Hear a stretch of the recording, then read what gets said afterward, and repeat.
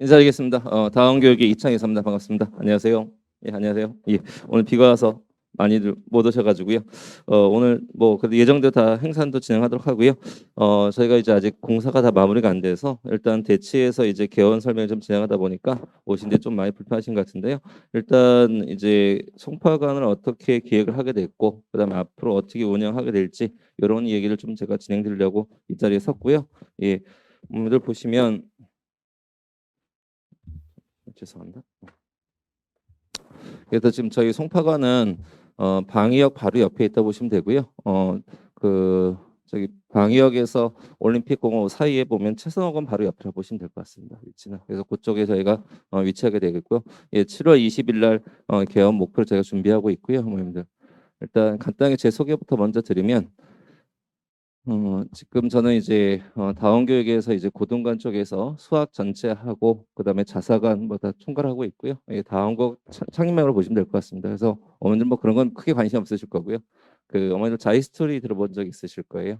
자이스토리가 제가 초임 교사 때 만들었던 책입니다.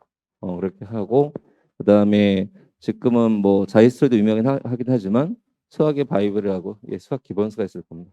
제가 쓴 책이고요. 그래서 일단 저는 이제 고등학교에서 8년 교편 잡았고 강남대성에서 12년 근무했고 그다음에 이제 다원을 이제 7년째 하고 있습니다. 그래서 일단 이제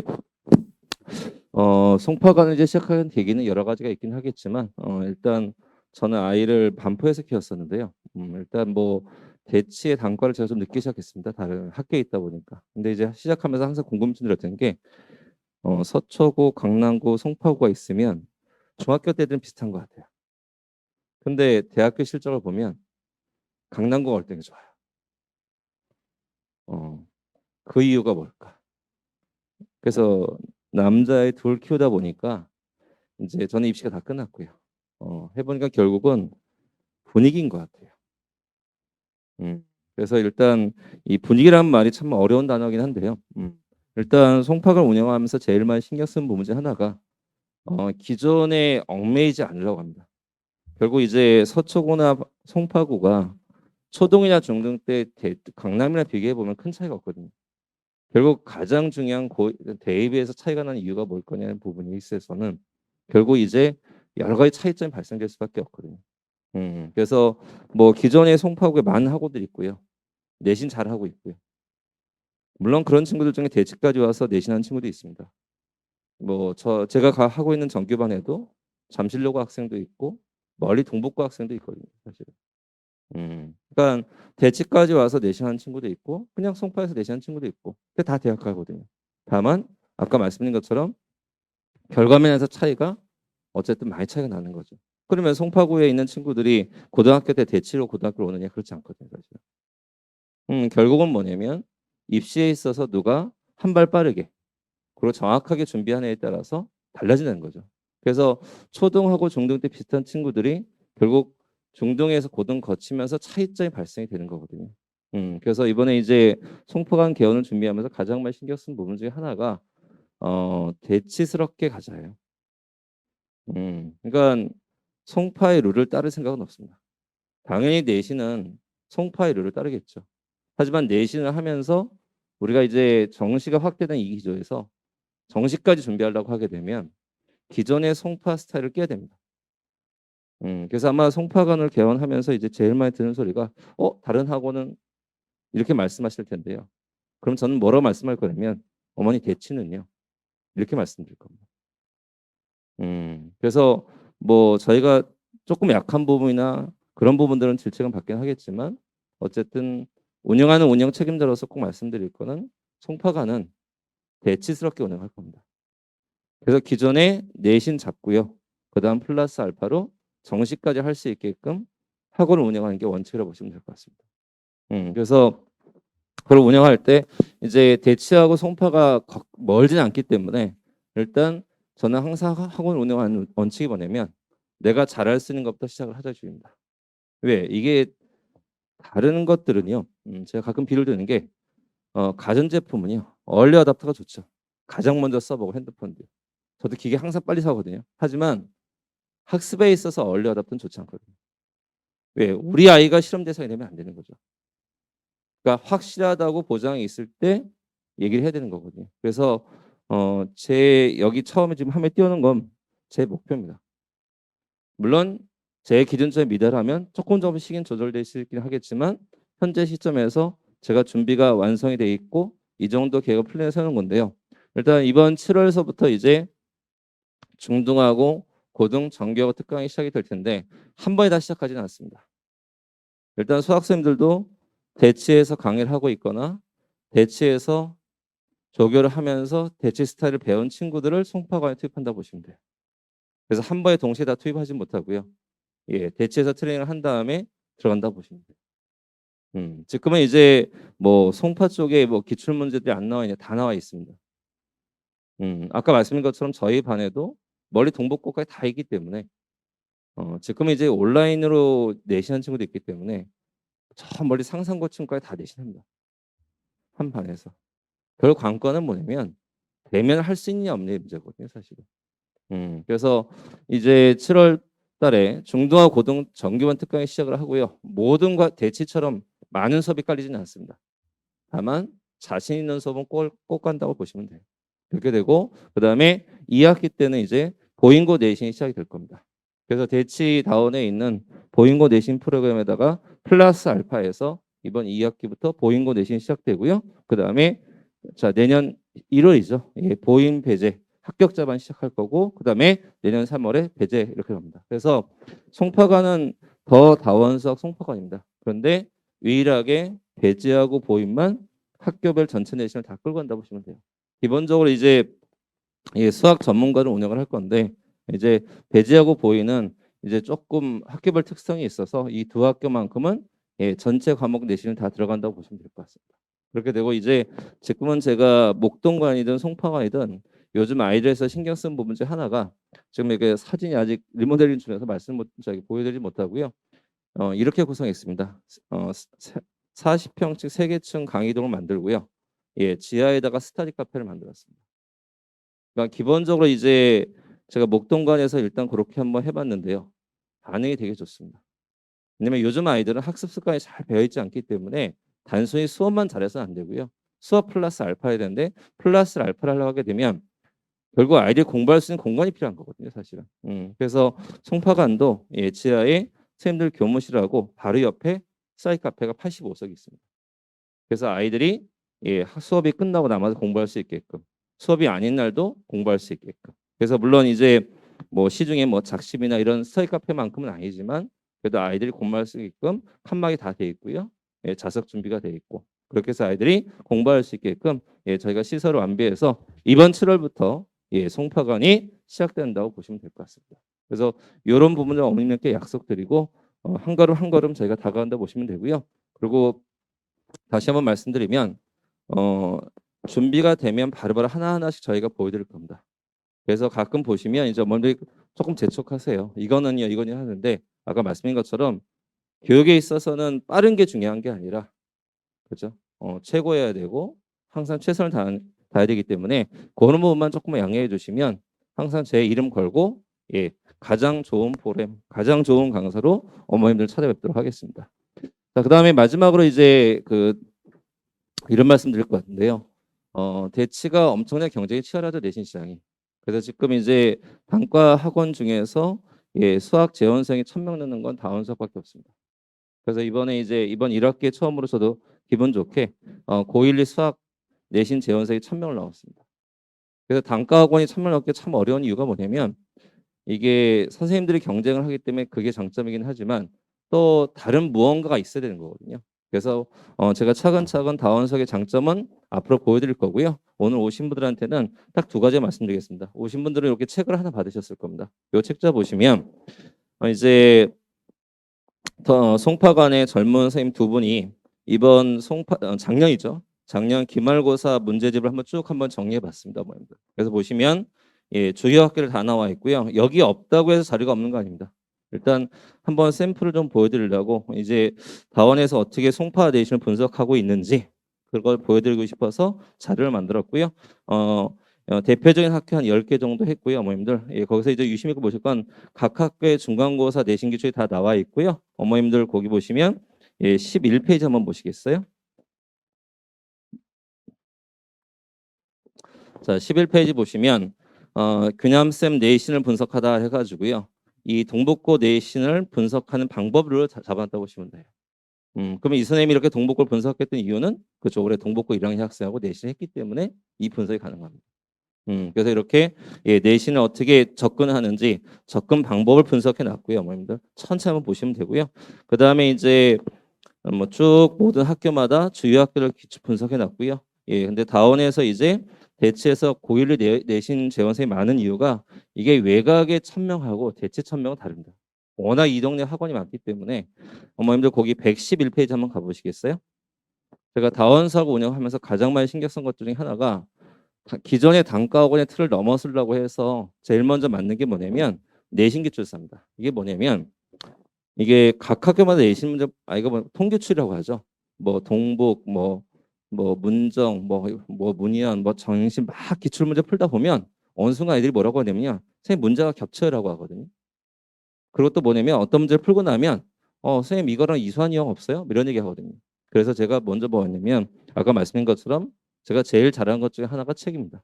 그래서 대치동에서 제일 먼저 내신 기출 문제를 어머니들 센 아시죠? 센처럼 정리한 책입니다. 그래서 한 장 넘겨보시면 A 스텝 보이시죠? 그래서 원반 가지고 한번 샘플을 보여줬었는데요. 지금 현재 대치에서 사용하고 있는 교재라 보시면 돼요. 그래서 내신 기출 문제들을 어떻게 했냐면 여기 보시면 대치, 송파, 일부 목동 학교도 보일 겁니다. 그래서 이거를 지역별에 맞춰서 대치는 대치 기출사, 송파는 송파 기출사, 목동 기출사 만들 거고요. 물론 송파 기출사라고 해서 송파 것만 쓰지는 않습니다. 왜? 저도 이제 대치 내신 할 때 뭐 정신여고 갖다 썼는데 그 문제 적당한 적도 있거든요. 이게 학교 선생님들이 사람이 생각하는 방식이 비슷해요. 그러니까 내신이 돌고 돈다고 보시면 돼요. 그래서 그런 내신 문제들을 잘 유형별로 분류해서 학생들이 풀 수 있게끔 만들어줘야 되거든요. 그 역할을 하는 게 바로 이 내신 기출사라고 보시면 돼요. 그래서 뭐 간단하게 넘겨보셔도 예, 수학을 잘 못하셔도 딱 보면 어떻게 돼 있는지 유형이 쫙 분리가 될 겁니다. 예, 그렇게 해서 내신 기출사라는 책을 저희가 운영을 하고 있고요. 그 다음에 이제 저는 이제 내신 기출사를 만든다고 하게 되면 예, 133페이지 가보시겠어요, 여러분들? 예, 133쪽에 보시면 또 다원서에 강한 이유 중에 하나가 뭐냐면 바로 내신 모의고사가 있습니다. 이게 뭐냐면 두 가지 목적이 있는데요. 제가 이런 얘기를 하거든요. 자, 어느 수학 전문 학원에 1반부터 10번까지 학생들이 있으면 1반, 2반, 3반, 10반 다 어떻게 할까요? 예, 수학 모의고사는 동일됩니다. 이게 무슨 말이죠? 자, 선행을 많이 한 친구하고 선행을 적게 한 친구하고 배우는 과정은 다르겠지만 내신할 때 어떻게 돼요? 똑같죠. 내신 1등급이나 2등급이나 3등급이나 같은 모의고사를 봐서 연습해야 되는 거예요. 그래서 정규반이 다르더라도 같이 보는 모의고사가 필요하고요. 그다음 두 번째는 뭐냐면 시험에 임박해서 아이들 내신해 보시면 그런 얘기 많이 해요. 아까 말씀드린 것처럼 어떤 문제를 틀렸을 때 그 문제의 유사 유형을 아이가 풀 수 있어야 되거든요. 그래서 이 닭공 모의고사는 바로 유사 유형의 최강점을 갖고 있습니다. 그래서 이거 올해 대치 기준인데요. 대치 기준 보게 되면 전체 이게 화면이 멀어서 안 보일 텐데 19회분의 모의고사가 제작이 됐는데 앞에 1회부터 7회까지는 문제집 베이스입니다. 그래서 센, 일품, 블랙라벨, 내신 고쟁이, 1등급, 올림퍼스, 그다음에 수능 기출 이런 것들 기반으로 한 모의고사고요. 나머지 3분의 2는 대치하고 목동에 있는 고등학교를 기반으로 만든 모의고사 보시면 돼요.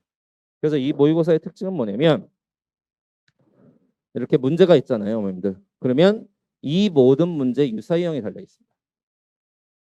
그래서 보통 선생님들이 작업을 할 때 보면 한 시험대 유사형 뭐 3-4개 달거든요. 근데 그게 아니라 모의고사의 모든 문항에 유사형이 달려 있습니다. 그래서 어머님들 그 책자를 보시는 게 더 편할 수 있는데요. 자, 모의고사 책자를 이렇게 보시면 앞에 시험 문제가 달려 있을 겁니다. 시험 문제는 시작할 때 범위가 나와 있는데요. 송파에서 범위가 제일 작은 학교가 방산고입니다. 방상호가 이번 기말고사 범위가 1학년 같은 경우에 직선의 방정식까지거든요. 그 반면에 범위가 긴 학교는 어디까지? 도형의 이동까지인 거예요. 그래서 도형의 방정식 단원이 평면좌표, 직선, 원, 도형이 이렇게 4개를 구성이 되는데 범위가 작은 학교는 어디까지? 직선까지. 범위가 많은 학교는 어디까지? 도형의 이동까지인 거예요. 아까 이 책 맨 앞에 가보시면 내신 기출 목차에 보시면 제가 범위까지 다 정리해놨거든요. 그러면 직선의 방정식인 친구하고 도형의 이동인 친구하고 같이 시험을 보면 될까요? 안 되죠. 그러니까 우리 학교 시험범위에 맞춰서 봐야 되는 거예요. 그래서 이 닭공 모의고사는 시험 하나 회차 안에 종류가 보통 4개에서 6개가 들어있습니다. 그래서 우리 학교 시험범위에 맞춰서 뭐 할 수 있게끔 모의고사를 응시할 수 있게끔. 그래서 맨 앞에 범위가 나와 있고요. 그리고 거기 나오는 것처럼 문항 14, 4, 4로 구성이 되어 있고요. 이 시험을 보고 나서 아이가 자 141쪽 가보시면 딱 표시가 되어 있는데요. 141쪽에 보게 되면 이렇게 박스 안에 닭공 모의고사 문제가 있고요. 그거에 유사유형이 1개 내지 2개씩 꼭 달려있는 겁니다. 그러니까 아이가 모의고사를 보고 나서 내가 틀린 문항이 발견되면 그 문항의 유사는 바로바로 점검할 수 있는 거죠. 그래서 닭공 내신 기출수하고 닭공 내신 모의고사가 뭐 여러 가지 다원 수학의 성공 요인이 있겠지만 이 두 가지가 대체 있는 다른 학원들과의 가장 큰 차별점을 보시면 돼요. 이 체제를 송파에도 그대로 적용을 해서 송파에서 가장 앞선 학원이 되도록 제가 노력하려고 합니다. 그래서 그 두 가지를 제가 약속드리고 싶어서 이 콘텐츠를 보여드리는 거고요. 그리고 사소한 거긴 하지만 학원들이 가장 하기 안 하는 것 중에 하나가 뭐냐면 토의집을 안 만듭니다. 의외로 보시면 송파에 보시면 자체교재 많이 쓰는 학원들 꼭 있을 겁니다. 그러니까 시중교재보다 자체교재가 훨씬 좋고요. 근데 또 자체교재 안에서도 또 뭐냐면 해설지가 있어야 됩니다. 예, 닭공 모의고사는 반드시 해설지 작업을 시키고요. 서술형 같으면 서술형 채점 기준표에 다 작업을 시킨다고 보시면 돼요. 그러니까 이제 중등 같은 경우는요. 중등부 학원 선생님들 다원이 안 올라갑니다. 왜? 다른 단과학원 이런 거 안 시키거든요. 다원은 시키고. 그만큼 이제 선생님들한테는 고된 작업이긴 하지만 제 경험상 아이들한테 이런 게 무조건 필요한 거거든요. 그래서 이런 대치에서 성공했던 요소들을 송파관에서는 좀 더 도입하고 발전시키려는 게 제 목표라고 보시면 될 것 같습니다. 그래서 기출생 아까 말씀드렸던 것처럼 이렇게 ABC 스텝 나와 있고요. 송파관 거는 저하고 좀 이따 인사드릴 텐데 송파관의 서정택 부원장하고 저하고 같이 이 책을 만들어서 송파관이 직접 공급한다고 보시면 될 것 같습니다. 그리고 마지막으로 최강수라는 책이 있는데요. 요거는 이제 내신이기보다는 요즘 교내 경시죠. 특히 이제 생기부가 바뀌면서 교내 경시대 중에서 가장 의미가 있는 건 수학이죠.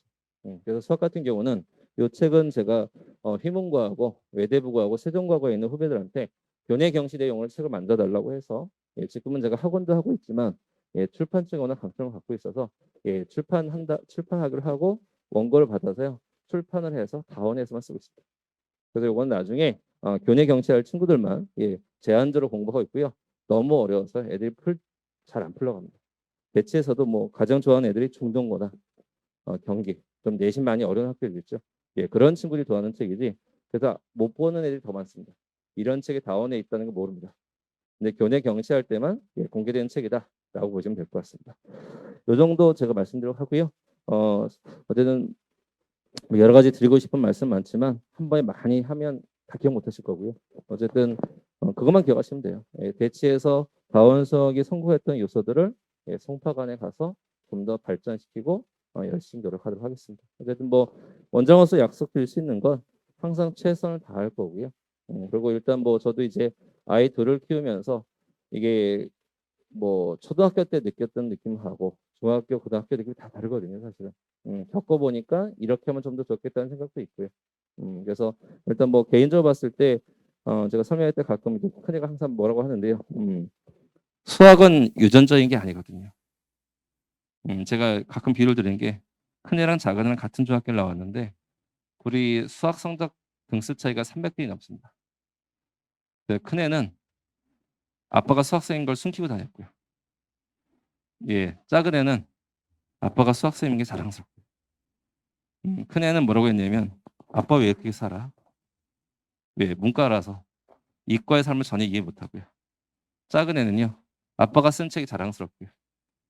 그렇습니다. 그래서 큰애는 국사교육과 갔고 작은 애는 수학교육과를 갔는데요. 극과학입니다, 성향이. 그래서 뭐 가끔 그런 얘기 하세요. 원장님, 저희는 부부가 다 문과라서. 그렇지 않습니다. 그러니까 어쨌든 수학이 전부는 아니지만 어쨌든 자기가 제일 잘하는 게 수학이기 때문에 수학을 확실하게 잡을 수 있도록 열심히 노력하겠습니다. 오늘은 이 정도 제가 이야기하고요. 오늘 나머지 순서들은 어떻게 될 거냐면 이제 송파관에서 진행하는 생물의 김경서 선생님. 요즘 이제 과탐의 가장 큰 이슈죠. 특히 이제 물리화학은 선행을 많이 하는데 생물 선행이 상당히 느릴 수밖에 없습니다. 근데 지금은 이제 큰 아이 키워보신 분은 알겠지만 최근에는 이 생명을 못 잡으면 과탐을 잡기 정말 힘들어집니다. 그래서 제가 나중에 이제 정시 데이터를 가지고 한번 설명을 가질 텐데요. 이 생명은 너무너무 중요합니다. 너무너무 어려워지고요. 그래서 지금은 고등학교에서 상위권 자리매김하려면 생명은 선택이 아니라 필수입니다. 그래서 누구한테 배울 것이냐 고민을 많이 했었는데요. 그래서 제가 준비한 카드입니다. 한번 만나보시면 좋을 것 같고요. 그 다음에 두 번째로 예, 수학은 이번호 선생님이라고 해서 이제 이번 송파관에서 어떤 수업부터 시작을 할 거냐라고 했을 때 결국 수학 상한은 뭐 크게 차이가 없습니다. 사실은 저도 제가 수업을 해라라고 하게 되면 수상할래, 수원할래, 수탈래면 저 수원한다고 합니다. 수상은 강의하는 면에서 이렇게 메리트가 별로 없거든요. 즉 뭐냐면 내가 하나 남이나 큰 차이가 없습니다. 근데 이제 수원이나 수투부터는 수학의 전문적인 내용이 반영이 되기 때문에 선생님으로서 보게 되면 강사로서 보게 됐을 때 뭔가 학생들한테 임팩트를 줄 요소가 되게 많이 있거든요. 그래서 이번 송파관에서 준비한 것도 예, 가장 중요한 수원 수투에서 수학원 첫걸음입니다. 제가 요즘 쓰는 용어 중에 첫걸음인데요. 말 그대로 생초자죠. 그래서 처음부터 확실하게 개념부터 잡을 수 있게끔 준비한 강의를 보시면 될 것 같습니다. 그래서 오늘 이렇게 두 분의 과목 선생님 나오시고요. 마지막으로 다원 입시연구소의 다원 입시연구소 랜드마크죠. 예, 정선미 소장님 나오셔서 예, 송파 지역에 맞춰서 예, 입시 변화에 대해서 이야기하면서 오늘 이야기 마무리해 보겠습니다. 안녕하세요. 다원교육에서 생명과학을 지도하고 있는 김경섭이라고 합니다. 반갑습니다. 일단 제 이름은 김경섭이고요. 그다음에 제가 지도하는 과목은 생명과학 1, 2, 그다음에 고급 생명과학, 일반 생명과학, 그다음에 수능 논술 내신, MMI 면접까지 가능합니다. 제 연락처고요. 한번 어떤 걸 생명과학에서 배우는지 한번 간단하게 살펴보겠습니다. 일단 이번 그 10회 수업 목표는 고등 내신이나 수능에서 다루는 모든 파트의 핵심 내용을 생명과학 전공자가 예비 고급 수준에 맞게 진행하는 기초 강의고요. 이게 기초라 그래서 쉽다고 그렇게 생각하시면 안 되고 생명과학을 그 기본 베이스부터 잘 배워놔야 돼요. 그러니까 예를 들면은 지금 현재는 생명과학이 막 암기가 아니라 이해 중심이거든요. 근데 이해를 하기 위해서는 일단 화학 구조를 먼저 알아야 돼요. 그래서 생화학 중심으로 처음에 설명을 합니다. 그래서 베이스를 잘 깔아놔야지 나중에 실제 뭐 수능이나 이런 데서 잘 응용이 가능하거든요. 그리고 수능만 볼 수는 없잖아요. 내신만 볼 수도 없고 또 교내 경시도 해야 되고 면접도 봐야 되잖아요. 그래서 생명과학을 제대로 배워놔야 됩니다. 그래서 1단원이 생명과학의 2회, 그다음에 여기 10회차, 1단원 1회차고 여기 마지막 단원이 5단원인데 여기 생태계입니다. 그럼 어떤 내용을 배우는지 한번 살펴볼게요. 자, 1단원은 이제 생명과학의 이해라 그래가지고 생명체는 도대체 뭐냐? 생명체는 뭐 물질 대사를 하고 세포로 돼 있고 뭐 그다음에 적응과 진화를 하고 그렇죠? 그러니까 생명체는 세포로 돼 있고 그다음에 적응과 진화를 하고 그다음에 물질 대사를 하고 유전 그다음에 기타 등등 여러 그 활동들을 하는데 이 앞단원은 솔직히 좀 쉬워요. 근데 쉽지만 이 앞단원을 제대로 해놔야지만 뒷단원까지 다 갈 수 있습니다. 그러니까 이 앞에 있는 생명체란 무엇인가에 대해서 이제 뒷단원을 배우게 되는 거거든요. 그래서 적응과 진화 같은 경우는 요거는 5단원 생태계, 그다음에 물질 대사 같은 경우는 3단원 항상성, 그다음에 유전이 좀 그렇죠. 유전이 좀 어렵거든요. 이게 그러니까 우리가 옛날에 배웠던 완두콩이나 그런 게 아니라 좀 다른 내용들이에요. 그래서 이게 어떻게 다른지 다 같이 한번 살펴보겠습니다. 어쨌든 1단원을 잘 해놔야지만 뒤에까지 수월하게 갈 수 있습니다. 그리고 여기 생명체란 무엇인가에서 이제 물질 대사가 있는데 여기 한 단원으로 빠졌어요. 이때 잠깐 살짝 생화학에 대해서 배우게 되고요. 이 생화학적인 내용들은 또 통합과학에도 또 연결이 됩니다. 그래서 다 연결이 되는 단원이기 때문에 되게 중요하고요. 그다음에 3회차 때 이제 자극의 전도와 전달을 배우게 됩니다. 이게 이제 킬러 파트예요. 고등학교 올라가면. 그래서 고등학교 올라가면 킬러 파트가 크게 두 가지로 나눠져요. 신경 전도, 그다음에 근육 수축, 길이 계산, 그다음에 유전. 이렇게 크게 세 개로 나눠지고요. 요거는 제가 이제 고3들도 가르쳐 보는데 4회 정도면 끝나더라고요. 그냥 4회 정도면. 4회 정도면 요거는 좀 마스터가 어느 정도 가능합니다. 근데 유전은 수능 보는 날까지 계속 해야 돼요. 유전은 수능 보는 날까지 계속 해야 되고 훈련도 많이 해야 됩니다. 자, 어쨌든 이 지금 방금 말씀드린 킬러 파트 중에 하나고요.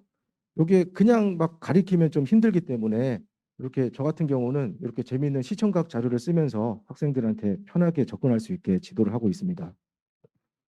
자, 그래서 자극의 전도와 전달이 끝나고 그다음에 또 킬러 파트죠. 근육 수축 길이 계산. 이게 이제 우리가 팔을 이렇게 굽힐 때 이쪽 근육이 수축이 되는데 수축이 될 때 이 안에 있는 근육 원섬유들의 길이가 어떻게 되는지 산수 문제예요. 덧셈 뺄셈 문제. 그래서 요거를 고3이 쓰는 테크닉을 겨울방학 때 좀 배워보면 나중에 상당히 많이 도움이 됩니다.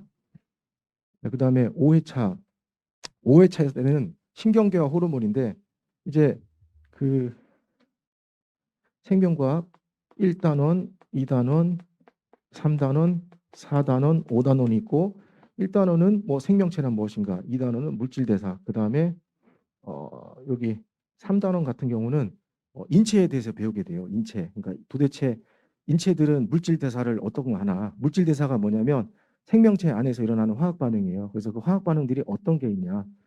예를 들면은 그 화학 반응이 신경계에서는 어떻게 작용하고 호르몬이라는 그 화학 물질은 인체에서 어떻게 작용하고 그다음에 외부에서 어떤 그 항원들이 들어왔을 때 몸에 어떤 반응이 일어나냐 이런 거에 대해서 배우게 되는데 이런 내용들은 암기가 좀 많지만 그래도 제 또 자료하고 그다음에 제가 또 스토리텔링을 잘하기 때문에 학생들은 그걸 확실히 외우게 됩니다. 그리고 여기 나오는 그 호르몬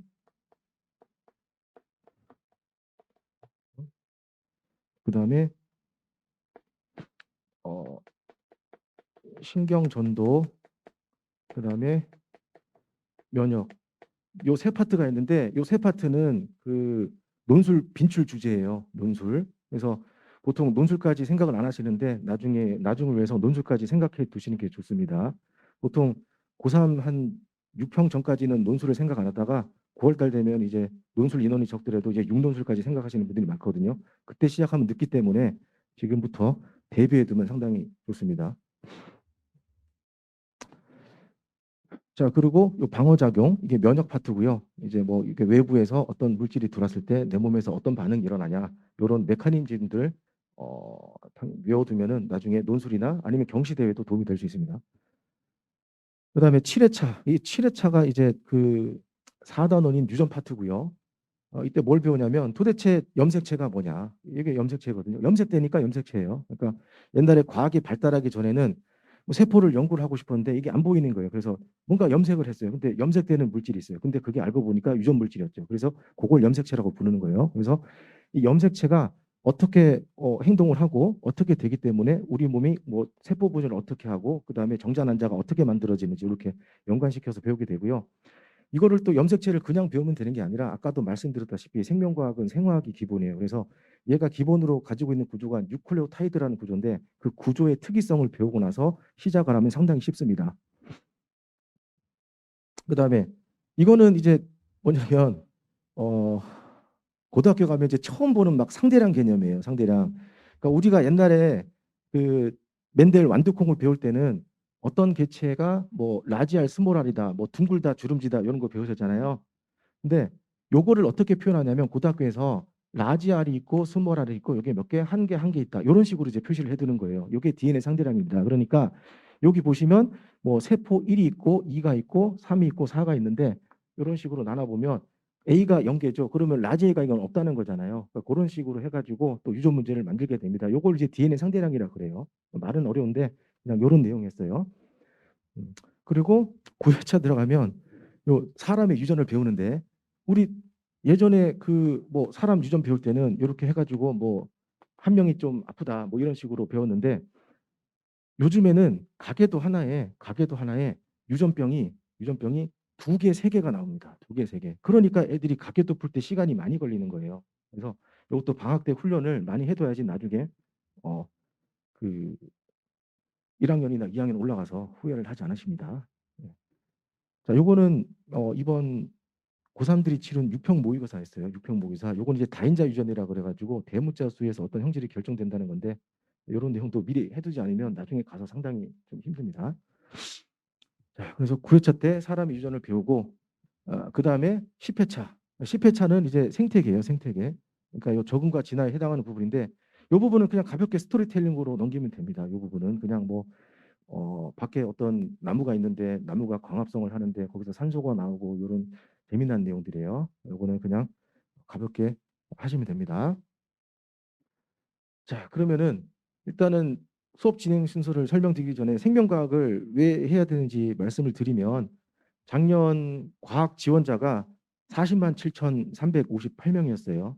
그중에서 생명과학 선택자는 13만 4,726명이었고 그다음에 지구과학이 13만 6,541명. 그러니까 지구과학보다 2,000명 정도 적어요. 그러니까 왔다 갔다 1, 2, 그 선택 순위가 1, 2등이거든요. 그래서 과학을 선택할 때 일단 인원수가 많은 쪽으로 가는 게 좀 유리합니다. 인원수가 많은 쪽으로. 그리고 결국은 생명과학은 거의 다 내신에 다 들어가요. 어떤 학교들은 뭐 2학년 때 과학 4과목 중에서 3과목을 선택해야 하는 데는 학교도 있고 4과목을 선택해야 되는 학교도 있거든요. 그럼 대부분 다 생명과학이 대부분 다 들어가게 돼 있습니다. 그래서 미리 좀 해 두셔야 됩니다. 자, 일단 제 수업 순서는 오자마자 이제 과제장을 제출하고요. 그다음에 앞 시간 배웠던 내용을 복습해야 돼요. 왜? 이거는 생명과학은 휘발성이 되게 강해요. 휘발성이 강하기 때문에 매일매일 복습을 시켜줘야 되고요. 수업할 때마다. 그리고 진도를 나가고 그날 배웠던 거 이제 테스트를 받고 그다음에 끝나고 나서 이제 질의응답을 받습니다. 근데 이제 애들이 처음 만났을 때는 저랑 그러니까 그 질의응답을 잘 안 해요. 그래서 제가 먼저 가서 질문을 합니다. 이게 수업을 하다 보면 애들 눈을 쳐다보면은 얘가 이해를 했는지 하지 않았는지 그게 보이거든요. 그래서 제가 먼저 가서 질문을 하고 선생님한테 질문하는 게 이렇게 어렵지 않구나라는 걸 심어줍니다. 그러면 애들이 먼저 질문하러 와요. 애들이. 그래서 수업 전후에 저 같은 경우는 30분 전후에 미리 와 있는데 그때 애들이 질문하러 많이 옵니다. 대부분 다 와요. 애들이 질문하러. 네.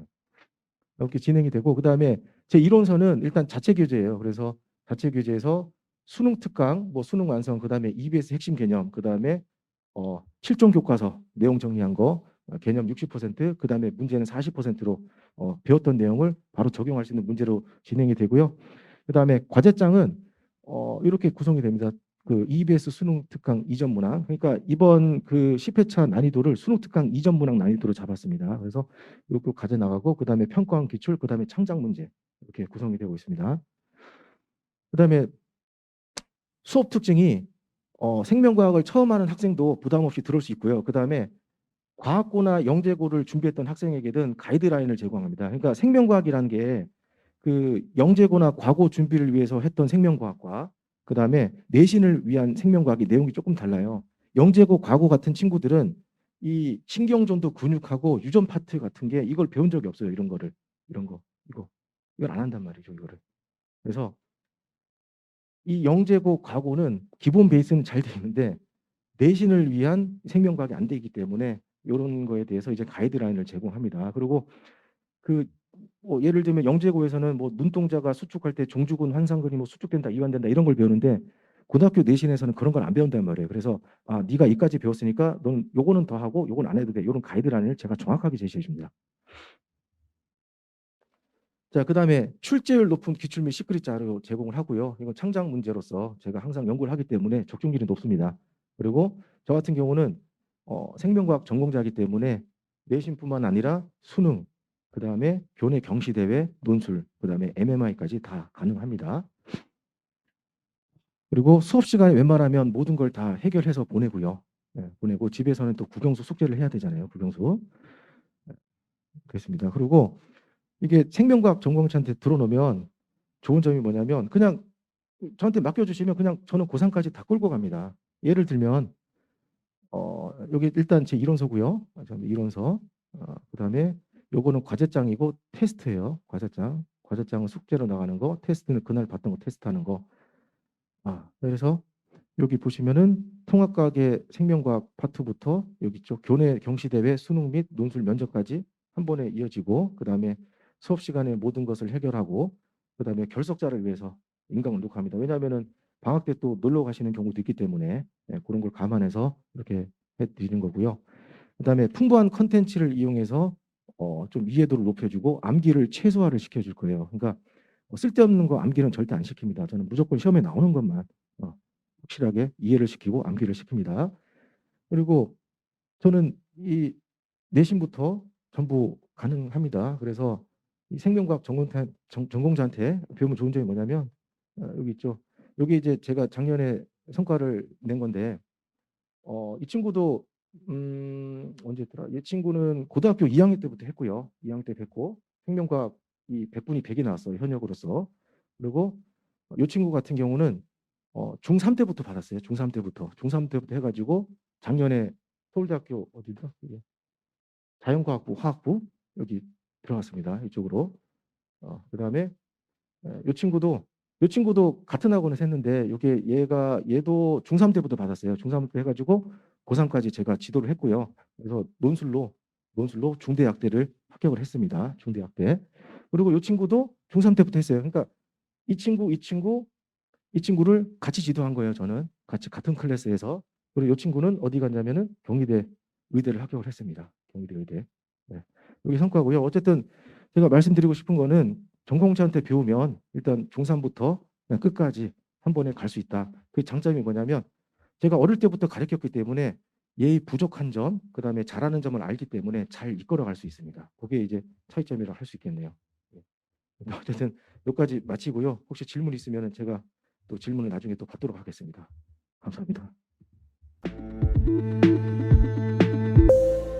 안녕하세요. 다원교육에서 수학을 가르치고 있는 이보롬 강사라고 합니다.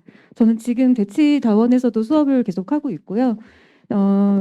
지금 보시면 중3 정규반 월요일, 금요일 그리고 일요일 이렇게 월금 일은 뭐 분리수강도 가능한데요. 정규반을 진행을 하고 또 이번 여름방학 때 수학 원의 첫걸음 아까 원장 선생님께서 소개해 주셨는데 그 특강도 진행을 하고 있습니다. 일단 송파 지역의 학부모님들과 만나 뵙게 돼서 굉장히 반갑습니다. 제가 이제 대치다원에서 근무를 하다가 송파관을 개원을 하신다는 이야기를 듣고 좀 많이 마음이 반가웠는데요.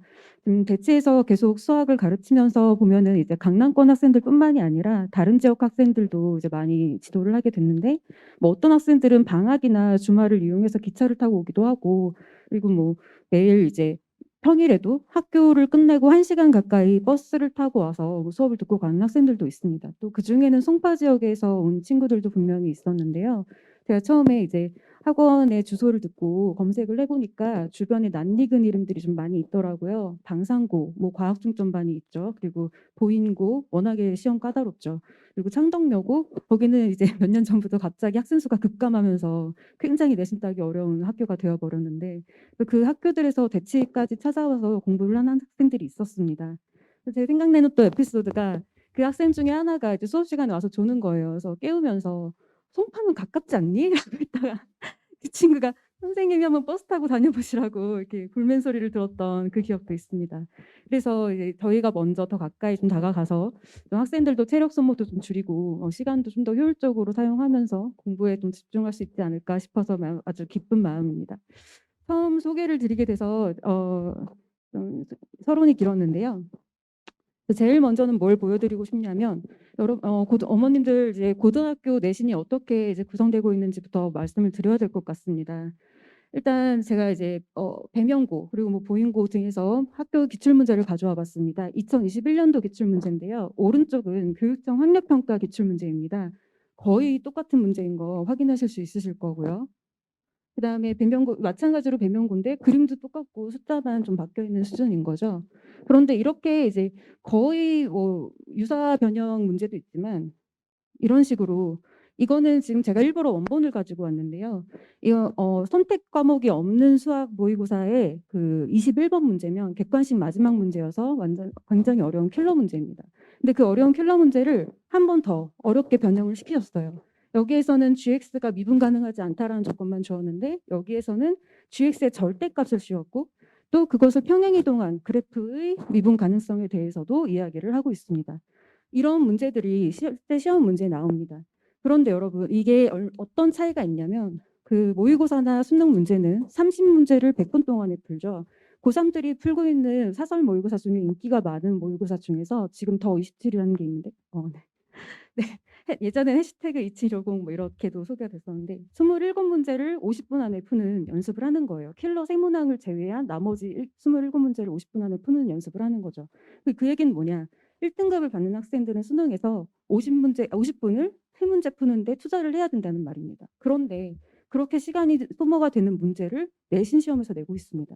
내신 시험은 50분 안에 26문제까지도 날 수 있는 그런 시험인 거죠. 완전히 이런 유형의 문제를 시험지에서 처음 본다면 당연히 시간 내에 해결할 수가 없겠죠. 그래서 이런 말씀을 드리고 싶습니다. 일단 지금 중학교 과정을 학생들이 거쳐오면서 어머님들께서 굉장히 불안하시고 고민이 많으셨을 거라 생각이 돼요. 고등선행을 어디까지 해야 되냐. 현행이 더 중요하다고도 하는데 굉장히 고민이 많으셨을 텐데 물론 뭐 학생의 목표에 따라 그리고 그 학생의 어떤 성향에 따라서 답은 다 다르다고도 할 수 있겠지만 목표가 무엇이 되어야 하는지 그리고 그것을 어떻게 수행을 해야 되는지부터 말씀을 드리고자 한다면 저는 분명히 고등학교 내신에서 상위 등급을 받는 것을 목표로 해야 한다고 말씀을 드리고 싶습니다. 왜냐하면 일단 제가 이제 고3 수업을 하다가 보면 이제 새로운 같은 학교에 고1 학생이 들어왔다 말을 전해주면 학생들이 굉장히 신기해하면서 선생님 제 말을 꼭 전해주세요. 절대로 내신을 버리지 말라고 말을 해주세요. 뭐 이렇게 후배들한테 좀 조언을 해주고 싶어하는 학생들도 있어요. 학생들이 이제 학년이 올라가서 뭐 컨설팅을 받고 상담을 받다 보면 생각보다 수시문이 넓다는 걸 실감을 해서 그렇기도 하고 본인이 이제 중간에 몇 번이나 나는 수학이 안 된다며 뭐 포기하고 싶었던 학생들을 제가 이제 붙잡고 놓지만 않아도 어느 정도까지 할 수 있다. 열심히 해보자라고 이제 놓지 않았던 것이 결국은 좋은 시그널이 돼가지고 학생부가 나쁘지 않게 되어서 굉장히 이제 감사하게 생각하는 학생들도 있었기 때문에 그런 말들이 오는 것인데 일단 내신이 수시에서 그렇게 중요하다라는 것 때문에도 그렇지만요. 또 두 번째로는 선행보다 현행에 더 집중을 해야 된다라는 말이 있는 것처럼 당연히 현재 진도 나가는 범위 내에서 심화 깊은 공부를 한 친구들 그리고 이제 더 좋은 점수를 받기 위해 연구를 많이 한 친구들이 당연히 수학 실력 자체가 좋아질 수밖에 없고 궁극적으로 수능 대비도 더 잘 될 수밖에 없습니다. 그리고 이런 이제 근본적인 이유 외에도 지금 내신 문제 좀 보시면은 결국 내신 문제들도 수능을 기반을 하고 있다라고 보실 수가 있으실 거예요. 그럼 고등학교 2학년 내신이 되면 더 심해지는데 그래서 고등학교 내신 상위 등급을 받으려면 어떻게 해야 되는지 또 말씀 한번 드려볼게요. 저 한번 역추적을 해보죠. 저희의 목표는 고등학교 내신에서 상위 등급을 받는 거라고 설정을 하겠습니다. 그럼 그게 가능하려면 어떻게 해야 되느냐? 아까 보여드린 것처럼 수능이나 학평 킬러 수준의 굉장히 어려운 문제들 그리고 그것들을 변형한 또 각 학교의 내신 기출들이 데이터베이스가 다 있습니다. 그런 것들을 학기 중에 다뤄야 됩니다. 그런데 미리 이제 준비가 되지 않은 상태에서 머릿속에 그냥 우겨 넣고 외우다 보면은 그게 잘 활용이 되질 않아요. 뭐 예를 들어서 이번에 고등학교 1학년들 뭐 도형의 방정식 시험 범위가 있는데 뭐 기출문제에서는 수선의 발을 내렸던 직선인데 그림이 완전히 똑같은 것 같지만 각의 이등분선으로 변형을 해서 내셨습니다. 이러면 이제 준비가 제대로 되지 않은 학생들은 대처를 할 수가 없죠. 충분히 소화를 해야 된다 학기 중에 라는 말씀을 드리는 것이고 그렇다면 그게 가능하려면 그 직전 방학 때는 무엇을 해야 되느냐? 직전 방학 때는 이제 합평 기출의 준킬러 수준까지 또 내신 기출도 많이 섭렵을 이미 이제 하고 있어야 되고 고난도 유형서들은 그때 이제 많이 이제 마스터를 해놔야 되겠죠. 그렇다면 또 직전 방학 때 그 수준이 가능하려면 그저 그냥 암기고 뭐 문제를 대충 뭐 여러 학생들이 있어요. 뭐 대여섯 것이 풀만한 건 다 풀었는데 성적이 나오지 않습니다. 오답은 했니? 오답했습니다라고 하는데 막상 보면 본인이 생각을 하지 않은 거죠. 문제를 풀고 모르겠으면 별표 치고 선생님 설명 듣고 뭐 오답 따라서 하고 그런데 이제 머릿속에 남지 않는 거예요.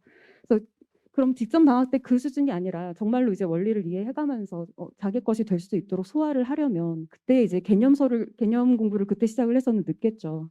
도대체 그럼 개념 공부와 핵심 내용 공부는 언제 해야 되는 걸까요? 선행을 하지 않으면 안 됩니다. 오히려 선행을 하지 않는 친구들은 어렸을 때부터 수학 공부를 많이 한 친구들이에요. 과학고를 준비하는 친구들 같은 경우에는 보통 수상화 정도까지 선행을 하고 KMO 준비를 하죠. 근데 그 친구들은 뒤늦게 선행을 하지 않아도 뒤늦게 시작을 해도 조금만 공부하면 금방 따라옵니다. 왜냐하면 수학 실력이 좋으니까요. 오히려 평범한 학생들일수록 중학교 때 선행을 좀 많이 해서 저희가 물리적인 또 심리적인 여유를 마련을 해 주어야 합니다. 그리고 제가 대치동에서 수업을 하게 되니까 소개로 여러 학부모님들 뭐 상담을 하게 될 때도 많이 있고 그런데요. 뭐 제가 처음에 조금 놀랐던 게 생각보다 선행을 안 하시네.'라는 거에 많이 놀랐어요. 그러고 이제 그 친구가 어떻게 됐는지 좀 나중에 이야기를 들어보면 고등학교 1 학년이 돼서야 이제 현실을 깨닫고 '아 2 학년 때는 좀 열심히 해 봐야겠다.'라고 생각을 해서 뭐 그때부터 다시 이제 수능 수투 공부를 하면서 좀 '열심히 해야겠다.'라고 의지를 이제 불태우지만 그치만 이제 이미 물리적인 부분에서 시간적인 차이, 심리적인 차이가 이미 났기 때문에 더 이상 의지만으로는 안 되는 거죠. 그리고 수학 공부만 할 수도 없잖아요. 그 학생들의 다른 공부도 할 게 많고 고등학교 가면 수행평가 할 게 많으니까. 그래서 이제 선행이 그만큼 중요하다라는 점을 말씀을 드리고 싶습니다. 그러면 네. 그래서 이제 제가 고등부 수학 강사이지만 보통 중3 수업부터 하고 싶습니다. 왜냐하면 고등학교 1 학년 때부터 이제 대치에서 처음으로 공부를 시작한 학생들일수록 이렇게 준비가 되지 않아서 제가 해줄 수 있는 여지가 많지 않아서 안타까운 마음이 많이 들기 때문인데요. 그래서 저는 이번에 중3 정규반을 이제 개설을 했고 그리고 방학 특강이 있는데요. 중3 정규반에 대해서 먼저 소개를 드리고자 합니다. 이 중3 정규반은요. 그 수상하 실력부터 시작을 합니다. 보통 이제 중등학원에서도 수상하 선행은 많이 하고 있는 것으로 알고 있어서 한 번쯤 수상하를 들은 학생을 대상으로 해서 실력으로 시작을 해서 올해 수원과 수투, 개념까지 끝내는 것을 목표로 합니다. 구체적인 커리큘럼 보여드리겠습니다. 좀 많이 복잡해 보이실 수 있는데요. 제가 상세하게 설명을 좀 드리자면요. 주 3회인데 월요일, 금요일에는 수상 실력을 하고 일요일에는 수하 실력을 합니다. 수상이 수하보다 내용이 좀 분량이 많이 있어서 이렇게 됐는데요. 그러고 이제 9 월이 되면은 학기가 시작이 되겠죠. 이때 수원 개념을 하고 중간고사를 한번 치르고 그다음에 와서 돌아와서 수원 개념을 다시 마무리를 하고 기말고사를 치르고 11 월부터 이제 수투 개념을 마치는 이런 순서입니다. 그런데 그때 일요일에는 무엇을 하느냐? 수화 실력이 마치고 나면 중3 내신을 합니다. 오히려 선행을 하는데 중3 내신을 한다고요? 라고 생각하실 수도 있겠는데요. 2009 교육과정에서 2015 교육과정으로 바뀌면서 예전에 미적분 2에 있었던 내용이 수원과 그리고 현재 미적분 과목으로 분리가 되었죠. 그래서 삼각함수 파트에서 이제 덧셈 공식을 사용할 수가 없게 되면서 기하학적인 요소가 더 많이 추가가 되었고 그래서 중학교 2학년 2학기, 중학교 3학년 2학기 때 기하 공부를 심화까지 하지 않은 친구들과 해본 친구들이 그 격차가 더 벌어지게 됩니다. 그래서 특히나 중3 1학기 내신은 오히려 고등 수학 3과 굉장히 이제 연관이 많이 되어 있어서 제가 그렇게 뭐 깊이 있게 대비를 해주지 않을 때도 있긴 하지만 2학기 내신은 오히려 대비를 해줍니다. 고등 심화를 위해서 중등 기하가 정말 중요합니다. 뭐 다들 아실 거예요. 인터넷 강의로 뭐 수능 대비만 하시는 선생님들도 중등 기하, 촌정 기하는 커리큘럼을 꼭 넣고 계시죠. 그래서 이제 제가 순서를 조금 바꿨습니다. 수원이 원래는 지수록으로 시작을 해서 삼각함수를 하고 그다음에 이제 수열로 마무리를 하는 순서인데요. 학생들 중3 내신 과정과 좀 연결이 돼서 시너지 효과를 낼 수 있도록 순서를 바꾸었습니다. 어차피 제가 수원을 처음에 이제 시작하고 삼각함수를 가르칠 때면은 처음에 중3 삼각비부터 다시 가르칩니다. 중3 삼각비에서 사인과 코사인과 탄젠트의 정의를 대답을 하지 못하는 학생들이 대다수예요. 사인은 S자를 그리고 코사인은 C자를 그리고 탄젠트는 T자를 그려서 읽는 연습을 한 친구들은 고등수학에서 이제 수1에서 삼각함수 파트 그 코사인 사인 법칙을 다룰 때 도형을 다룰 때 제대로 그것들을 활용을 하지를 못합니다. 사인의 정의는 직각삼각형에서 빗변의 길이분의 각의 마주보는 변의 길이의 비가 되는 거죠.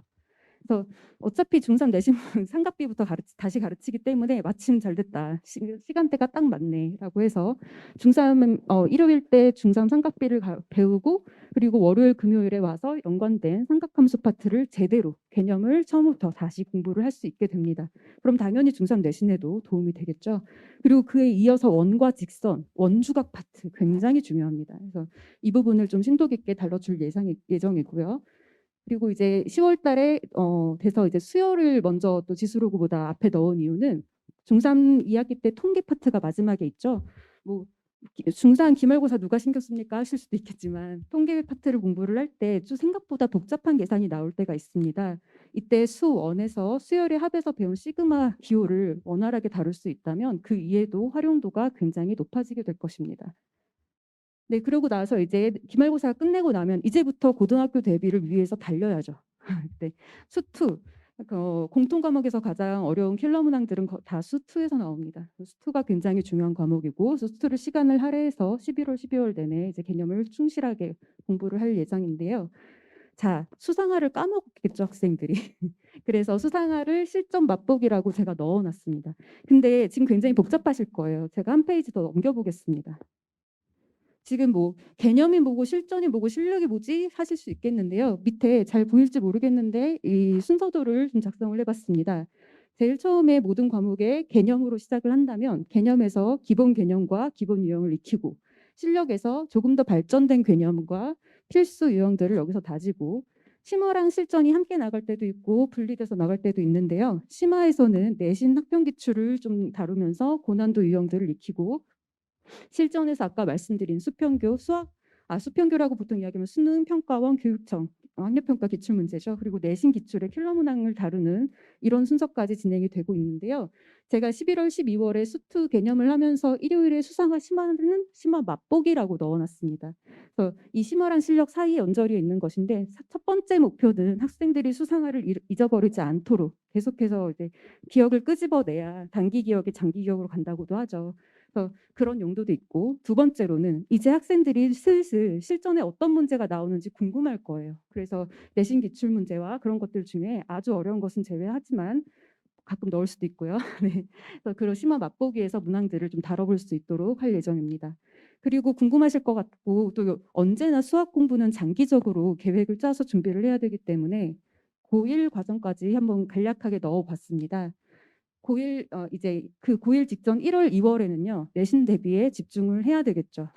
그리고 이제 그때 되면 정규 수업은 월요일, 금요일 주 2회로 개편이 되고요. 그래서 1월 달에 수상 심화를 하고 2월 달에 수상 실전을 합니다. 2달 내내 수상을 한다고요? 라고 하고 생각하실 수도 있겠지만요. 1월에 수상의 절반을 하고 2월에 수상의 나중 뒷부분 절반을 하는 것이 아니라 1월에 수상 전반적으로 심화 유형들을 배우고 2월에 다시 처음부터 시작해서 배웁니다. 공부를 할 때 이거는 이제 제가 대학교 학부 시절에 대학 생활상담문화원에서 학습 상담 클리닉 센터에서 들었던 조언이기도 한데 어떤 공부를 할 때 계속 이해가 가지 않는다고 한 파트만 붙잡고 있는 것보다는 전체적으로 보고 다시 한번 더 보는 편이 학습 성취도에 더 좋은 효과가 있다고 그때 들었고 저도 경험을 했고 부모님들도 경험 있으실 거라고 생각합니다. 그래서 이렇게 구성을 해보았고요. 그리고 이제 그때 방학 특강으로 수원 실력과 수원 실력이 1월 달에 이제 준비가 되어 있고 2월 달에 심화가 준비되어 있습니다. 고등학교 때는 뭐 학기 중엔 다른 걸 할 겨를이 없죠. 내신 대비에 총력을 다해야 하고요. 여름방학 때 수화 실전을 하면서 이제 2학기 내신을 대비를 하고 그리고 수2 실력이 방학 특강으로 열릴 예정입니다. 그리고 이제 고2가 들어가기 전에 수1 실전이 또 열리고요. 그때 이제 방학 특강의 선택 과목이나 미적분 같은 것들을 들어볼 수 있으실 겁니다. 물론 그 전에도 원하시면 가능합니다. 왜냐? 수1과 수2를 이미 배웠기 때문이죠. 수능과 수투를 미리 공부를 해야 하는 이유기도 합니다. 저 두 과목이 공부가 되었어야 뭐 미적분 같은 것도 좀 들어보고 도전해 볼 만한가. 물론 저는 이제 강권을 하고 있습니다. 현재 선택 과목에서 미적분 기하를 선택한 학생은 지금 거의 없고요. 미적분이 아니면 확률과 통계인데 확통이 너무 불리해서 저는 그거 세 과목을 같은 등급으로 분류를 하는 게 조금 이해가 잘 되지 않는 사람이기도 한데 아무튼 너무 불리해서 웬만하면 미적분을 선택하자고 이제 학생들한테 권유하고 있는 시점입니다. 네, 지금 이렇게 커리큘럼을 좀 소개를 해드렸고요. 네, 그런데 이제 이쯤에서 고민이 되시겠죠. 과연 잘 소화할 수 있을까? 그걸 이제 도와주는 게 소화할 수 있도록 하는 게 저의 일이겠죠.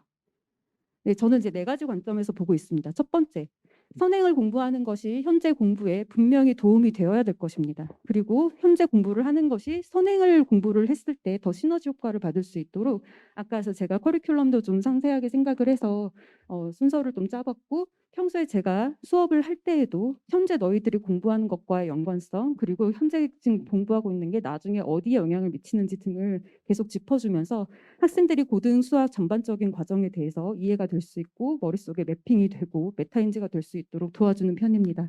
선행과 현행의 유기적 연결을 하여 무리한 선행인 것이 아니라 개념 이해가 깊어지고 문제풀이의 스킬이 향상이 될 수 있도록 돕는 그런 수업이 되도록 일단 1차적으로 노력을 할 거고요. 두 번째로 제가 수업을 한다고 수업이 끝나는 게 아니죠. 저는 일방적으로 이야기를 하고 있지만 물론 저는 계속 질문을 많이 하는 편이긴 하지만 학생들이 얼마나 소화를 하고 있는지 제가 또한 파악을 해야겠습니다. 그래서 상세한 학습 상황을 파악을 하기 위하여 학생들 개개인별로 구글 시트에다가 상세한 엑셀 파일들을 하나씩 마련을 해주고 있습니다.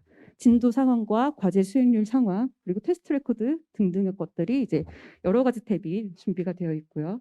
세 번째로 그래서 테스트를 보고 학생 상황을 파악을 했으면 대책도 마련을 해줘야 되겠죠. 개별 맞춤 과제로 취약점을 보완하고 네 번째로는 이제 마지막에 다시 이야기를 드리겠습니다. 자, 좀 더 상세하게 보여드리면 예, 이게 이제 구글 시트 제가 말씀드린 건데요. 이 양식은 제가 이제 수시로 좀 바꿉니다. 수시로가 아니라 이제 분기별로 제 취미 생활이거든요. 좀 예쁘게 꾸미려고 하고 있는데 밑에 보시면 여러 가지 탭이 있는 걸 보실 수가 있으실 것이고요. 자, 이거는 이제 과제 탭입니다. 그래서 학생들이 작성할 수 있는 영역은 이 영역이에요. 나머지는 제가 하는 것인데 과제가 언제 나왔고 첫 번째 마감일이 언제였는지 그리고 언제 수행이 완료가 됐는지까지 체크를 할 수 있고요. 학생들은 소요 시간과 질문 번호를 적게 되어 있습니다. 소요 시간을 적는 이유는 첫 번째로 제가 과제 양을 소화 가능하게 조절을 해주기 위해서이기도 하지만 학생들이 이제부터는 고등 과정에서는 이제 시간 관리 싸움이라고도 할 수 있겠습니다.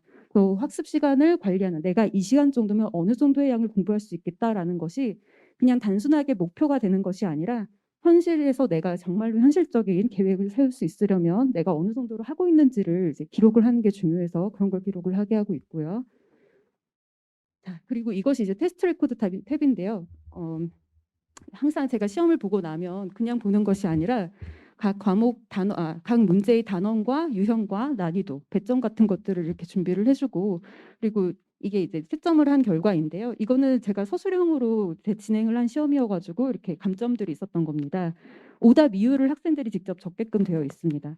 제가 고3 때 얼마 전에 이사를 하면서 고3 때 썼던 수첩을 발견을 했는데 그때 제가 오답 분석을 하고 있었더라고요. 지금 제 학생들한테 시켰던 것들을 하고 있었고 뭐 스스로에게 계산 실수가 너무 많다.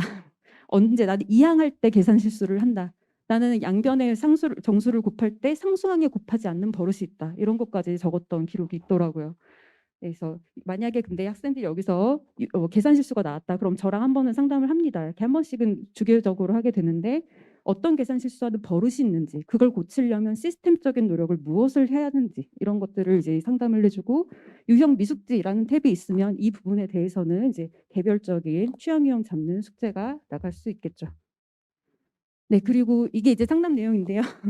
학생들이 언제나 100% 소화하면서 수업을 따라오는 것이 아니기 때문에 이렇게 주기적으로 상담을 하면서 이 친구는 본인이 생각했을 때 수원에 본인의 삼각함수 부분이 조금 미진하다고 느끼고 있는 친구였습니다. 그래서 내신 휴관 기간에 시험이 끝나고 언제 나와서 남은 과제를 완료하기로 저랑 약속을 하기도 하고 뭐 중간고사 분석을 하기도 하고 뭐 그런 상담 내역이고요. 이런 걸 이제 학생들도 계속 스스로 보면서 마음을 다잡을 수 있겠죠. 그리고 이제 개별 맞춤 과제. 지금 이거는 학생 이름을 가린 겁니다. 개인정보 보호를 위해서. 이건 2차 부등식 잡자 얘들아. 이거는 수원을 진행을 하는데 계속 이제 이전 과정의 내용들이 결합이 되면서 문제가 어려워지는 거죠. 근데 2차 부등식에서 이제 특정한 조건이 붙은 그런 문제들을 많은 학생들이 풀지 못하는 걸 보고 거의 단체로 나갔던 그런 과제이고요. 그리고 뭐 이런 식으로 복잡한 식의 인수분해 한 번만 더 해보자 뭐 이렇게 개별 과제를 마련해줬던 예시를 보여드린 겁니다. 마지막으로 제가 이제 어떤 이야기를 드리고 싶냐면 저희는 이제 인공지능이 아니죠. 사람 대 사람으로서 학생들 수업을 하는데 저는 이제 제 직업을 인공지능에게 뺏길 거라고 생각하진 않습니다. 왜냐하면 이제 학생들은 저도 학생 때 그랬지만 선생님이 자신을 믿어주고 격려해 주는 만큼 또 열심히 더 노력을 하고 있기 때문인데요. 제가 학생들한테 농담조로 이렇게 이야기를 해요. 내가 집에 가서 우리 엄마한테 얼마나 너네 자랑을 하는지 아니. 너네가 우리 애들이 이렇게 공부 열심히 합니다라고 이렇게만 이야기를 해도 학생들 눈빛이 변하는 것을 볼 수가 있어요. 그래서 그렇게 동기부여를 좀 해주려고 하고 있고, 그리고 학생들과 소통을 좀 많이 하는 편인데 카톡으로도 질문을 좀 언제든지 해라. 그리고 학생들이 착해가지고 제가 이제 쉬고 있는데 방해할까 봐 질문을 잘 안 해요. 그래서 내가 쉬고 싶으면 알아서 씹을 테니까 그래서 질문을 언제든지 편하게 남겨다오 이러고 이제 뭐 자정 넘어서도 뭐 이제 답변을 해주고 있고, 이런 저는 학생들한테 질문 오면 너무 기쁘더라고요. 너무 예쁘고. 그다음에 이거는 제가 이제 올해 처음으로 적용을 한 건데요. 약간 게임처럼 진행을 해보고 있어요. 테스트 합산 점수가 높은 학생들한테 소정의 상품을 줍니다. 상품은 소정인데 학생들이 은근히 여기 신경을 많이 쓰더라고요. 선생님 지금까지 1등이 몇 점이에요? 막 이렇게 물어보고. 그리고 이제 도전 과제 합산 점수 같은 것들을 이용해서 여러 항목으로 리워드를 좀 주려고 동기부여를 해주려고 합니다. 그래서 이렇게 즐거운 경쟁을 하면서 모두가 다 함께 열심히 공부하고 있다는 소속감을 느끼게 해주려고 노력합니다. 네, 그래서 정규 수업 소개는 이 정도로 마치겠고요. 이제 방학 특강 수 원의 첫걸음을 이제 소개를 드리려고 하는데요. 이제 수업 진행은 월수금 아침 9시에서 오후 1시까지입니다. 제가 클리닉 소개를 안 드렸는데 방학 동안에는 정규 수업도 클리닉에 필참을 해야 됩니다. 월요일, 금요일 2시에서 5시에 진행이 되는 거는 방학 특강과 동일한데요. 클리닉 소개를 안 드렸네요. 네, 이제 학생들이 집에서 해야 되는 숙제가 있고 클리닉 때는 무엇을 하냐면 그 숙제에서의 Q&A와 그리고 그 테스트와 과제에서 발견된 학생들의 이전 과정의 취약 과정들, 그거에 대한 개별 과제를 이제 클리닉 시간에 해결할 수 있도록 합니다. 상담 같은 것도 그때를 이용해서 하고요. 그리고 이제 수원 첫걸음은 대상은 수상화를 1회 정도 공부한 학생 중에서 수원을 처음 공부하고자 하는 학생입니다. 아까 제가 교육과정 이야기를 살짝 드렸었는데 2015 교육과정이 개편되자마자 그걸 딱 보고 나서 제가 제일 처음에 든 생각이 애들이 제일 싫어하는 것만 모아놨네 싶은 과목이 수원이었습니다. 사실 수투가 이제 상위권 학생들한테는 수투가 더 어려운 과목이지만 제일 처음에 공부를 하는 친구들한테는 수원이 심리적인 진입 장벽이 좀 더 높은 것 같아요. 그래서 일단 낯선 기호가 많이 나오고 그래서 여러 가지 계산 법칙들을 다시 외워야 되고 한 단원 끝나면 그게 그 다음 단원에 도움이 되질 않고 다시 새로운 걸 처음부터 시작을 하고 이래서 처음 공부하는 친구들한테 심리적인 장벽이 높은 그런 과목인데 조금 더 이런 걸 왜 공부를 해야 되는지부터 좀 설득을 할 수 있게끔 하는 그런 수업으로 좀 준비를 해봤고요. 교재는 자체 교재로 진행을 하는데 개념 및 연습 이 책은 수업 시간에만 쓰는 책이고요. 여기에 있는 연습 문제들은 반드시 해결을 하고 귀가를 해야 합니다. 그다음에 이제 과제책, 홈워크, 집에 가서 하는 과제책이 있는데 이 과제책은 2가지 단계로 구성이 됩니다. 이건 다른 수업도 사실 마찬가지입니다. 이제 처음 공부를 하는 친구들이기 때문에 베이직 단계가 있고 인터미디에이트 단계가 있는데요. 두 과제의 공통 문제들이 있고 선택 문제들이 다른데요. 베이직 단계의 친구들은 계산 연습을 좀 더 할 수 있게끔 준비를 해주고 있고 인터미디에이트 친구들은 조금 더 높은 난이도의 문제에 도전해 볼 수 있게끔 하고 있습니다. 네, 그리고 아까 말씀드린 것처럼 학생들 개별 맞춤 과제가 있겠고요. 네, 클리닉도 아까 말씀을 드렸는데 저는 이제 테스트를 꼭 자주 보는 편입니다. 이건 여러 가지 이유가 있는데 학생들의 상황을 제가 파악을 하기 위해서이기도 하고 테스트를 보고 그냥 채점하고 끝내는 게 아니라 기록으로 다 남겨두는 이유가 있는 거죠. 그리고 또 한 가지 더 중요한 이유는요. 저도 이제 학생들을 가르치다 보면서 저도 모르게 인지심리학, 뭐 행동심리학 이런 공부들을 하게 돼요. 어머님들도 마찬가지실 거라 생각합니다. 아마 어머님들께서 유튜브에서 보시는 채널을 저도 구독하고 있지 않을까 싶은데 그래서 도대체 이 아이들이 왜 이럴까를 연구를 하게 되기 때문에 그런 건데요. 아까 말씀드린 것처럼 같은 내용을 여러 번 이렇게 잊어버릴 때쯤에 다시 공부하면서 단기 기억을 장기 기억으로 끌어올리는 것도 중요하다고 하고 또 요즘에 또 이야기되고 있는 게 인출 능력이죠. 단기 기억에 저장되어 있는 정보도 자꾸 인출을 하지 않으면 뇌가 그 중요도가 낮다고 판단을 해서 탈락시켜 버린다는 이야기를 저도 듣고 역시 테스트 보는 게 더 중요하다. 그리고 학생들한테 수학 시험에 이제 실전 경험이 중요하기 때문에 매일 짧게라도 테스트로 이해도 점검을 하고 주 1회 정도는 이제 풀로 실전 테스트를 볼 수 있게 그리고 본인이 아까 보여드린 것처럼 오답 분석을 하고 스스로에 대한 메타인지를 높일 수 있게 진행을 합니다. 네, 그렇습니다. 제가 앞으로 갔군요. 네. 그래서 이게 이제 전체적인 커리큘럼인데요. 총 10회차로 진행을 하는데 플러스 알파 1회차가 있습니다. 무료 회차이고 10회까지 이제 진도를 나가고 나서 이대로 끝나면 미진한 마음이 들어서 마련을 한 것이고요. 총괄 테스트를 보고 그리고 이제 마무리 Q&A를 하고 이렇게 마무리를 하려고 합니다. 10회차 중에 학생들이 제일 어려워하는 삼각함수 파트에 4회차가 배분이 되어 있습니다. 네, 여기까지 조금 길게 설명드린 것 같습니다. 이제까지 이보름 강사였습니다. 감사합니다. 마무리할 거고요, 어머님들. 자, 우리 아이들이 이런 자세로 3시간에서 4시간 공부한다고 생각하시면 돼요. 그러니까 학원 갔다 오면 가끔 제가 말씀드리는 게 한 번씩 꼭 안아주세요. 아이들 고생하는 거예요. 그래서 뭐 클리닉까지 하면 6시간 정도 하는데요. 되게 힘든 거죠, 사실은. 예. 오늘 개원 설명 와주셔서 감사하고요. 어쨌든 처음에 말씀드린 것처럼 계속 최고가 되기 위해서 열심히 노력하도록 하겠습니다. 예, 조심히 들어가십시오. 감사합니다.